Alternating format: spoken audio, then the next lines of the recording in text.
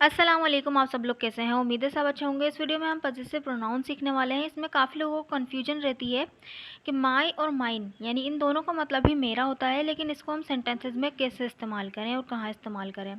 इसी तरह से बाकी का भी यही है, ठीक है। तो देखिए यहाँ पे जो माई, योर, हर, हिज और आर, देयर और इट्स, ये सारे जो होते हैं पजेसिव एडजेक्टिव होते हैं, ठीक है। ये पजेसिव एडजेक्टिव होते हैं। पजेसिव एडजेक्टिव क्यों होते हैं वो मैं अभी आपको बताऊंगी। ये पजेसिव प्रोनाउन ये होते हैं mine, yours, hers, his, ours और देयर्स और इट्स, ठीक है। यानी इन दोनों का मतलब ही क्या होता है, सेम होता है। माई और माइन मेरा, योर और योर्स तुम्हारा, हर और हर्स हिज इसका, हिज और हिज इसका, आर और अर्स हमारा, देयर देयर्स इनका और इट्स इसका, ठीक है। यानी दोनों के मीनिंग एक होते हैं, लेकिन इसका इस्तेमाल करने का रूल क्या है देखते हैं, चलें। सबसे पहले पजेसिव एडजेक्टिव। पजेसिव एडजेक्टिव होता क्या है, आपको तो पता ही होगा कि कोई भी एडजेक्टिव जो है अपने बाद एक नाउन लेता है। देखिए पजेसिव एडजेक्टिव क्या होता है, my, your, our, her, his, their, its, ठीक है। ये तो हो गया एक सिंपल सी बात। अब ये पजेसिव एडजेक्टिव कहलाते क्यों हैं देखें। ये किसी चीज़ की मिल्कियत को ज़ाहिर करेंगे और उसके बाद जिस चीज़ की मिल्कियत को ज़ाहिर किया जा रहा है उसका आना ज़रूरी है, ठीक है। यानी जैसे कि अगर बोल रहे हैं कि ये मेरा पेन है तो बोलेंगे कि हम दिस इज़ माई पेन, तो माई के बाद वो चीज़ आ जाएगी, ठीक है। ये मेरा घर है तो दिस इज़ माई हाउस, तो यहाँ पे माई के बाद हाउस आ गया, ठीक है।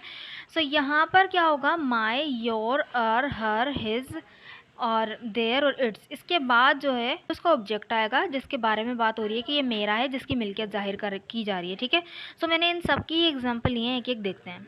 ये मेरा पेन है, ये मेरा पेन है, तो यहाँ पे बन जाएगा देखें, this is my pen, this is my pen, ठीक है। तो माई के बाद हमारा पेन, जिसकी हम बता रहे हैं, जिसकी मिल्कियत जाहिर कर रहे हैं, वो पेन यहाँ पर माई के बाद आ गया, ठीक है। तो ये एक पजेसिव एडजेक्टिव कहलाया। नेक्स्ट सेंटेंस देखें, शांजा उसकी बहन है। शांजा उसकी बहन है तो बन जाएगा Shanza is his sister, Shanza is his sister. Shanza उसकी बहन है, उसकी को हमने यहाँ पर एक लड़के को कंसिडर किया कि शांजा उस लड़के की बहन है, ठीक है। नेक्स्ट सेंटेंस, क्या तुम उसकी दोस्त हो, क्या तुम उसकी दोस्त हो, तो यहाँ पे बनेगा are you her friend, are you her friend, क्या तुम उसकी दोस्त हो, तो यहाँ पे हर आ गया, उसके बाद देखें नाउन आ रहा है, ठीक। नेक्स्ट सेंटेंस, ये उनका घर है, ये उनका घर है, तो यहाँ पर आ जाएगा it is their house, it is their house, okay. Next देखें, मैंने तुम्हारा बैग छान मारा, मैंने तुम्हारा बैग छान मारा, तो बन जाएगा I Ramesh threw your bag, I Ramesh threw your bag. तो आप देख रहे हैं कि सारे जो है यहाँ पर पॉजिटिव एडजेक्टिव के बाद वो नाउन आ रहा है जिसके बारे में हम बात कर रहे हैं, जिसकी हम मिल्कियत जाहिर कर रहे हैं, ठीक है। नेक्स्ट सेंटेंस देखें, ये हमारा स्कूल हुआ करता था, हमारा स्कूल हुआ करता था, तो यहाँ बोलेगा this used to be our school, this used to be our school, ये हमारा स्कूल हुआ करता था, ठीक है। नेक्स्ट सेंटेंस देखें, रीच अपने गार में है, रीच अपने गार में है, तो बन जाएगा the bear is in its cave, the bear is in its cave, ठीक है। तो इट्स जो है किसी भी जानवर और चीज़ों के लिए इस्तेमाल होता है, तो यहाँ पर जानवर के लिए इस्तेमाल हो गया इट का इट्स, ठीक है। तो अपने गार में, तो उसकी पॉजिटिव, उसकी पोजीशन बता दी कि वो उसका अपना घर है, ठीक है। अब देखें, ये तो हो गए हमारे पॉजिटिव एडजेक्टिव, जिसके फ़ौरन बाद आता है नाउन। अब यहाँ पर हम जो पॉजिटिव प्रोनाउन है वो कहाँ यूज़ करेंगे देखते हैं, देखें। जैसे कि possessive pronoun mine, yours, ours, hers, his, theirs और इट्स, ठीक है। तो योर में एस लगा दिया, योर्स, आर में आर्स लगा दिया तो आर्स हो गया, माई का तो बिल्कुल ही चेंज हो जाता है, माइन बन गया, ठीक है। हर का हर्स और हिज का हिज ही रहता है, देयर का देयर्स और इट्स का इट्स ही रहता है, क्या है इसके बाद इस मिल्कियत को लिखा जाएगा, बल्कि पहले ही उसका जिक्र हो जाएगा, ठीक है।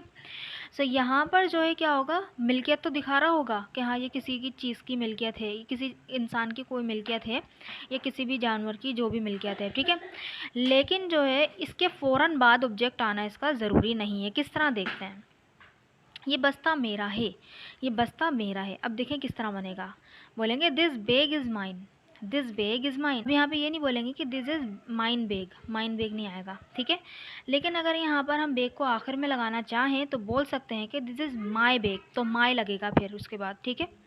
ये फ़र्क है बस माई और माइन में। अब देखें और सेंटेंसेस देखें, ये गाड़ी उसकी है, ये गाड़ी उसकी है, तो बन जाएगा this car is hers, this car is hers, ठीक है।